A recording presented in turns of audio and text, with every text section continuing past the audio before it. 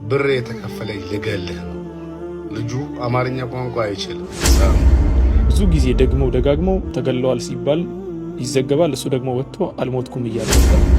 ራስን የወለድከውን ሕፃን ልጅ እንኳን አቢዩዝ ማድረግ ትልቅ ወንጀል። ያስፈራሩኛል፣ ይዝቱብኛል፣ እንትን ይሉኛል። ወላሂ በህይወት እስካለሁ ድረስ እነሱን ከማጋለጥ ወደ ኋላ አልልም ብሎ ሲዝት ነበር። ሙስሊሞች አትበል እኛን አይወክልም። አረ ይሄ ከኢስላም ውጭ ያሉ አካላቶች በኢስላም ላይ የጥላቻ መርዛቸውን እንዲረጩ እንዴት በር እንደከፈቱላቸው እንግዲህ ተመልከቱ። ገበያ ሙስሊሞች አትበል እኛን አይወክልም። አረ ይሄ ትዝታዬ ሁሉ ንገጥፈው ብጽፈው እኔም ጥሎብኝ አልቻልኩም ጭንቀቴ መናፈቂን አልተው እሺ የስ አይወክላቸው ምን በል ሰውየው አንድ ሰው ነው ደግሞ መንዙማው አይና መንዙማ ነው። እሺ አንድ ሰው ነው አይወክላቸው። የስ የደበኩት ሁሉ ይወጣል ፊቴ ላይ ሰላማላ የደበኩት ሁሉ ይወጣል ፊቴ ላይ የደበቃችሁት ሁሉ ይወጣል አደባባይ። የምን ፊት ላይ ነው የሚወጣው? ዲናችንን ከኢስላም ውጭ ያሉ አካላቶች በኢስላም ላይ የጥላቻ መርዛቸውን እንዲረጩ እንዴት በር እንደከፈቱላቸው እንግዲህ ተመልከቱ። ገቢያቸውን ለማሞቅ ሲሉ ኪሳቸውን ለመሙላት ሲሉ ብር ለማግኘት ሲሉ ማይሰሩት ስራ እንደሌለ እነዚህ ሰዎች ተመልከቱ። ይህ ልጅ እንደምትመለከቱት ክርስቲያን ነው። መንዙማ ብለው ነሽዳ ብለው ሙስሊሞች የሚሉት ይሄው ከሙዚቃ እየሰረቁ ነው ብሎ አቀረበ። ትችቱ የቀረበው በዚህ ሙሐረማት በሆነ በነሽዳ ላይ ቢሆንም የተተቸው ግን ኢስላም ነው። ኢስላም እንዲተች ዲኑ እንዲተች ደግሞ እናንተ ትልቁን በር እየከፈታችሁ ሌላውን ሁሉ ጨርሳችሁ ለነሽዳችሁም ግጥም ከነሱ መውሰድ ጀመራችሁ። ይህን ያህል ነው ከኢስላም ውጭ ያሉ አካላቶችን የምትከተሉ። ለዚህ ነው ሁሌ ወደ ሱና ጥሪ የሚደረገው። ለዚህ ነው ሁሌ ወደ ተውሂድ ጥሪ የሚደረገው። በሱና ያልተበቃቃ ሱና ያልበቃውን ሰው አላህ በእንደዚህ አይነት ውርደት ያከናንበዋል። በእናንተ ቤት ነብዩን ሰለላሁ ዐለይሂ ወሰለም እናወድሳለን ብላችሁ እንኳን ግጥሙን ከመና ያመጣችሁት ከኢስላም ውጭ ካሉ ኢስላም ጠል አካላቶች። ነብዩ ሰለላሁ ዐለይሂ ወሰለም ያሉት ነገር እውነትም ተከሰተ። ነብዩ ሰለላሁ ዐለይሂ ወሰለም ምን አሉ? ለተተቢዑነ ሰነነ መን ካነ ቀብለኩም ሽብረን ሽብራ ወዚራአን ቢዚራዕን ሐታ ለው ደኸሉ ጁሕረ ضብን ተቢዕቱሙሁም ቁልና ያ ረሱለላህ አልየሁድ ወነሷራ ቃለ ፈመን። እናንተ በፊት ያሉ ህዝቦችን ስንዝር በስንዝር ክንድ በክንድ ትከታተሏቸዋላችሁ። እንደው የአርጃኖ ጉድጓድ ውስጥ ቢገቡ እንኳን እናንተ ተከትላችሁ እዛ ጸያፍ ጉድጓድ ውስጥ ትገባላችሁ። ከዛም ሰሐቦቹ አንተ የአላህ መልእክተኛ አይሁድና ነሷራዎችን ማለት ነውን አሏቸው። ታዲያ ማንን ነው ብለው ተናገሩ። ይሄው እንደምትመለከቱት ዛሬ ሐታ ነብዩን የሚያወድሱበት ቃላት የማን ቃላት ነው? የዘፋኞች የአይሁድና ነሷራዎችን ቃል ማለት ነው። ኢብኑ ሐጀር አልአስቀላኒ ይህንን ሐዲስ ሸርህ ሲያደርጉ የኢብኑ በጣልን ንግግር ነቅል አድርገዋል። ምን አሉ? ቃለ ኢብኑ በጣል አዕለመ ሰለላሁ ዐለይሂ ወሰለም አነ ኡመተሁ ሰተተቢዑል ሙሕደሳት ሚነል ኡሙሪ ወልቢድዕ ወልአህዋእ። ኡማቸው ከነገራቶች አዳዲስ የሆኑ ነገራቶችንና ቢድዓዎችን ሁሉ በዚህ መልኩ እንደሚከተሉ ነብዩ ሰለላሁ ዐለይሂ ወሰለም አሳውቀዋል ይላል። ዛሬ እንደምትመለከቱት በኢስላም ላይ ትችት የሚቀርበው በእነዚህ ሰዎች ምክንያት ነው። አላህ ሱብሓነሁ ወተዓላ ይጠብቀን። ሱና ላይ የምንብቃቃ ሰዎች አላህ ያድርገን። ወሰላሙ ዐለይኩም ወረሕመቱላሂ ወበረካቱ። ነዋሪነቱ በስልጤ ዞን የሆነ የአማራ ተወላጅ ነው። አንድን የስልጤ ተወላጅ ሕፃን ልጅ መንገድ ላይ ይዞ ብር የተከፈለኝ ልገልህ ነው። ልጁ አማርኛ ቋንቋ አይችልም ሕፃኑ። መጨረሻ ላይ በስልጥኛ ልልቀት ለህን መጣሁ እያለ አቢዩዝ ያደርገዋል። ሕፃንን ልጅ አይደለም የሌላን ሰው ሕፃን ልጅ የራስን የወለድከውን ሕፃን ልጅ እንኳን አቢዩዝ ማድረግ ትልቅ ወንጀል ነው። በጣም ትልቅ። የሚገርማችሁ ነገር ኢትዮጵያ መሆኑ እንጂ መቀመቅ ይከተዋል። ሌላ ሀገር በአውሮፓ፣ በካናዳ፣ በአሜሪካ ምናምን ባሉ ሀገራት ህግ ሕፃንን ልጅ አይደለም የሌላን ሰው ልጅ የራስን ልጅ አቢዩዝ ማድረግ የራስን መቀመቅ ነው የሚከተው። ይሄንን ሕፃን ልጅ አይን ያልከፈተን ሕፃን ልጅ ልገልህ ነው የመጣሁት ብሎ ሲያስለቅሰውና ሲያስደነግጠው የሚያሳይ ቪዲዮ ነው። ቲክቶክ ላይ ለቁታል። ቲክቶክ ላይ አንሳ ተብሎ ሲጠየቅ አይ ቪዲዮ ቫይራል ስለወጣልኝ አላነሳውም ብሎ ነው መልስ እየሰጠ ያለው። እኔ በጣም ያሳዘነኝ ግን ዳሎቻ አካባቢ የምትኖሩ የስልጤ ተወላጆች አንድ ሕፃን ልጃችንን በዚህ ደረጃ ያስደነገጠን በዚህ ደረጃ ጸጥ ቢልስ ቢሞትስ በድንጋጤ ቢሞትስ ይህ ሕፃን ልጅ በዚህ ደረጃ ነው ያፈሉት። በዚህ ደረጃ ነው ያፈሉት። ማን አለብኝ ብለዋል። ማን ይጠይቀኛል ብለዋል። በህግ ጠይቋቸው። በህግ መጠየቅ አለበት ይሄ ልጅ። የስልጤ ዞን አስተዳደር፣ የስልጤ ዞን ወጣቶች፣ ይሄ የክብራችሁ ጉዳይ ነው። የገዛ ልጃችሁን የገዛ ህፃን ልጃችሁን አይን ያልከፈተን አፍ ያልፈታን ህፃን ልጅ ልገልህ ነው የመጣሁት ብሎ እያስፈራራ እያስለቀሰ ቪዲዮን አደባባይ ለቆት እየታየ አንተ ቆመህ መሄድ ውርደት ነው ለአንተ። እዛ ዳሎቻ የምትኖር ሀርዴ፣ ስልጤ የምትኖር ሀርዴ ለአንተ ውርደት ነው። ይሄ አቢውዝ ነው። በቃ ይሄን ህፃን ልጅ አሰቃይቶታል። ስነ ልቦናውን ጎድቶታል። በቃ አለቀ።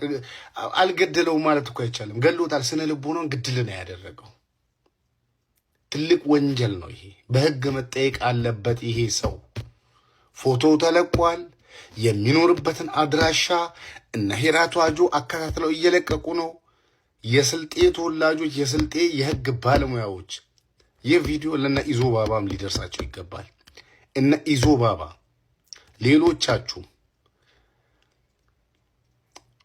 የዚህ ህፃን ልጅ እንዲህ መደንገጥ ካልከነከናችሁ ምናችሁ ሰልጤ ነው እናንተ?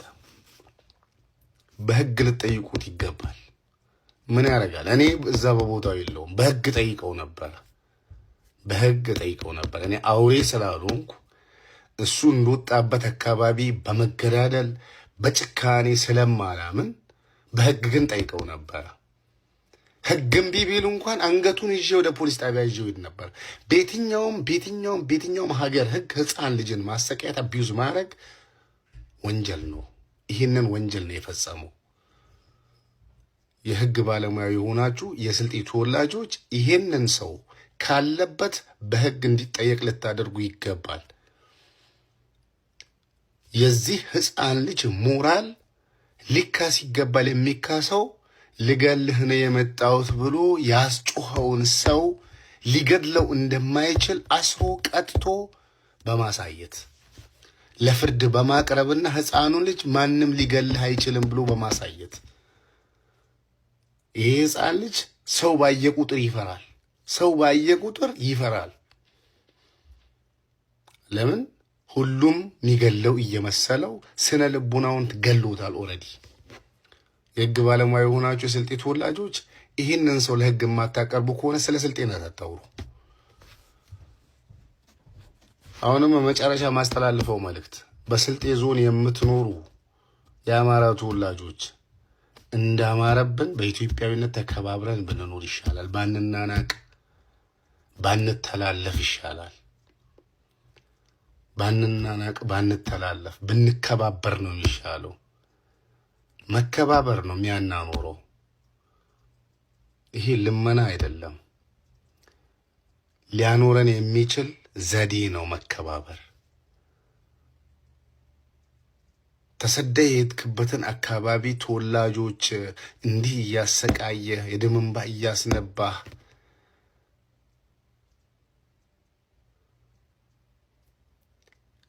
ለአማራ ክልል ሙስሊም የምትጮህ ስልጤ እስቲ ለራስህ ህፃን ልጅ ጩህለት። ለራስህ ህፃን ልጅ የአማራ ክልል ሙስሊም ሞተ ምናምን ብለህ ተንበከሳ የምታወጣ ስልጤ ይሄንን ህፃን ልጅ ያስደነገጠውን አቢዩዝ ያደረገውን ግለሰብ ለህግ ቅርብ አሳየን። ይሄ ነው 10 ሚዲያ ላይ መፖሰት 10 መጮህ አይደለም፣ ለህግ ማቅረብ ነው። ብስሚላህ አርረሕማን አርረሒም አልሐምዱሊላህ ወሕደሁ ወሰላቱ ወሰላሙ ዓላ መን ላ ነቢየ በዕደሁ ወዓላ አሊሂ ወሰሕቢሂ ወበዕድ። አሰላሙ ዓለይኩም ወረሕመቱላሂ ወበረካቱሁ። ወላሂ አንዳንድ ዜናዎች ያሳዝናሉ። ሆኖም ግን ብዙ ትምህርቶችን ስለሚያስተምሩን እስቲ ለመማሪያ ይሆን ዘንድ ነው ይዤ የመጣሁት ይህንን ዜና። ይህን ወንድማችንን ሁላችሁም ታውቁታላችሁ ብዬ አስባለሁ። ምክንያቱም ከገዛ ጉዳይ ጋር ተያይዞ በጣም ብዙ ነገሮችን ሲያስተላልፍልኝ የነበረ መልካም ወንድም ነበር። አላህ ይቀበለው። ረሕመቱላሂ ዐለይህ ረሒመሁላህ ረሕመተን ዋሲዓ። ኦልሞስት ወደ 10 ጊዜ አካባቢ የእስራኤሎች ሚዲያ ሁላ ሳይቀር መገደሉን ዘግበው ያልተገደለ ልጅ ነበር። ብዙ ጊዜ ደግመው ደጋግመው ተገለዋል ሲባል ይዘገባል። እሱ ደግሞ ወጥቶ አልሞትኩም እያለ ነበር። ዛሬ ደግሞ ቀኑ ደረሰና ወደማይቀረው ዓለም ሄደ ማለት ነው። ረሕመቱላሂ ዐለይሂ ረሒመሁላሁ ረሕመተን ዋሲዐ። ወዐለይኩም ሰላም ወረሕመቱላሂ ወበረካቱህ። በጣም ትልቅ የሚያስተምረን አሟሟት ነው የሞተው ወንድማችን። እሱ ያለፈበት ነገር ብቻ ሳይሆን ሲላት የነበረና አሁን ህይወቱ የተቋጨበት መንገድም በጣም የሚገርም ትምህርት ያለው ነው። በፊት ምን ይል ነበር?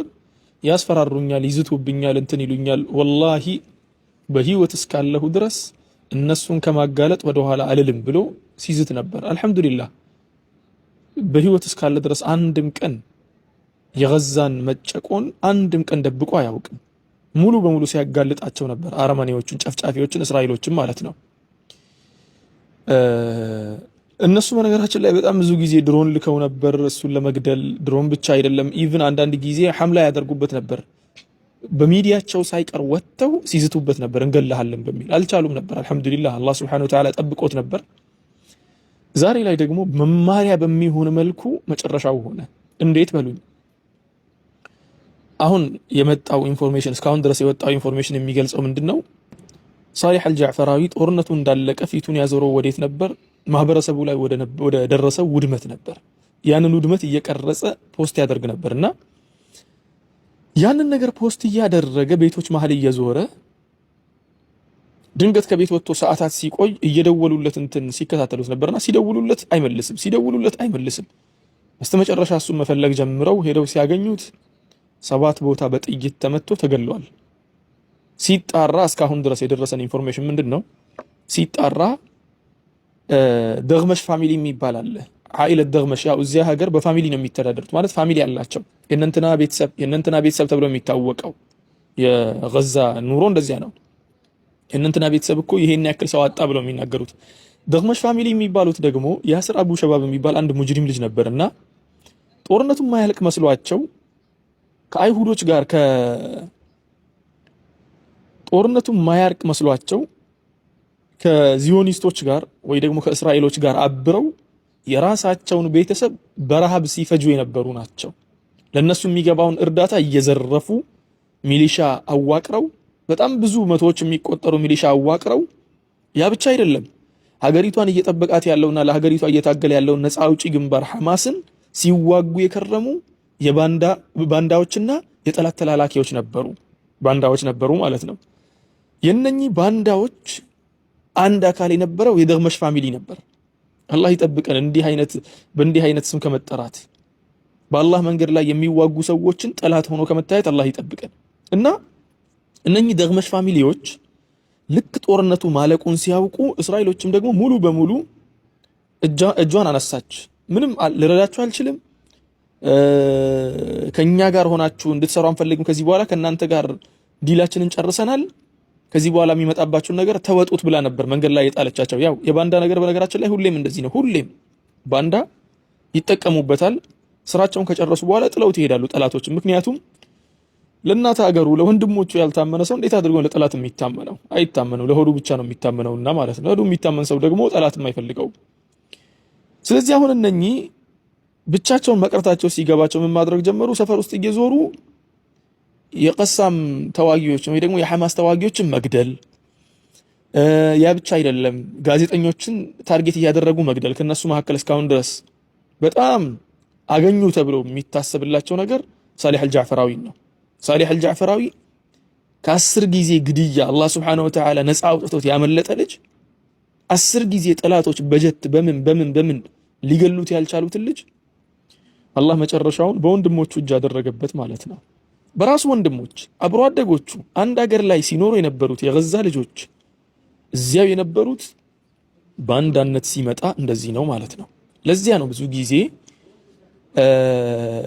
የሚጎዳ ስብራት የሚፈጠረው ከቅርብ ሰው ነው ይባላል፣ ከዘመድ ነው፣ ከወንድም ነው። ወንድምህ የሚጎዳህና ጠላትህ የሚጎዳህ ጉዳት አበደን አንድ አይደለም። የወንድምህ አትሽረም፣ አበደን መሻር አትችልም خلاص፣ ወይ ደግሞ አትፈወስም አንዴ በወንድምህ ከተሰበር። ልክ እንደዚያ ነውና ወንድማችን ሳሊህ አልጃዕፈራዊ እንትን ሆነ። በነገራችን ላይ እነኚህ ሰዎች ሐድ አልሒራባ ነው የሚቆምባቸው በሸሪዓው። እነሱም አሁን ይሄን ነገር እያደረጉ ያሉት ለዚህ ነው። ምህረት የሚባል ነገር የለም። እንዲህ በጦርነት ጊዜ ተመልሶ ማህበረሰቡን የበደለ ሰው በኢስላም ህግ የምትሄድ ከሆነ ምህረት የሚባል ነገር አይገኝለትም። አበደን አበደን አበደን ምህረት የሚባል ነገር አይታሰብም ሲጀመር። ያን ነገር ስለሚያውቁ መጨረሻቸውን ስለሚያውቁ ሐማስ ደግሞ እንዲህ አይነት ነገር ላይ ተሃውን የላትም፣ ቀልድ የላትም በዚህ አይነት ጉዳይ ላይ። ያንን ስላወቁ ያው ሞት እስከሆነ ድረስ ገለን ሙት ነው ጉዳዩ። ለዚያ ነው እየጨረሱ ያሉትና ይሄ ነው። በስተመጨረሻ ደግሞ አንድ እስቲ አጥር አድርጌ ስለ ገዛ ጦርነት በራሴ እይታ ያለውን ነገር በቀጣዩ ቪዲዮ ላይ ላስቀምጥላችሁ። ይሄ ቪዲዮ እንዳይረዝምባችሁ። የሳሊህ አልጃዕፈራዊ ነገር ይሄን ይመስላል። አላህ ይቀበለው። አላህ ከሸሂዶች መካከል ያድርገው። ሸሂድነትን አላህ ሱብሓነሁ ወተዓላ ከተወፈቁ ባሮቹ አላህ ያድርገው። እኛንም አላህ ሱብሓነሁ ወተዓላ ሸሂድነትን ይወፍቀን የዘውትር ዱዓችን ነው። ይሄውን ያለው ነገር እሱንና ወንድሙን አነስ ሸሪፍ ረሕመቱላሂ ዐለይሂ ገዛ ላይ አሉ ከሚባሉ ትላልቅ የዚህ ጦርነት ዘጋቢዎች አንዱ ነበሩ። አነስ ሸሪፍ ከጦርነቱ መቆም ወራት በፊት 1 2 3 ወር በፊት ተገደለ፣ በቅርቡ ማለት ነው። ሳሊህ አልጃዕፈራዊ ደግሞ ጦርነቱ መቆሙን ባይኑ ከተመለከተ በኋላ አላህ ወሰደው። ረሒመሁሙላሁ ጀሚዐን ወአንዘለሁም መናዚለ ሹሃዳ። ይሄውን ያለው። ሰላሙ ዐለይኩም ወረሕመቱላሂ ወበረካቱሁ።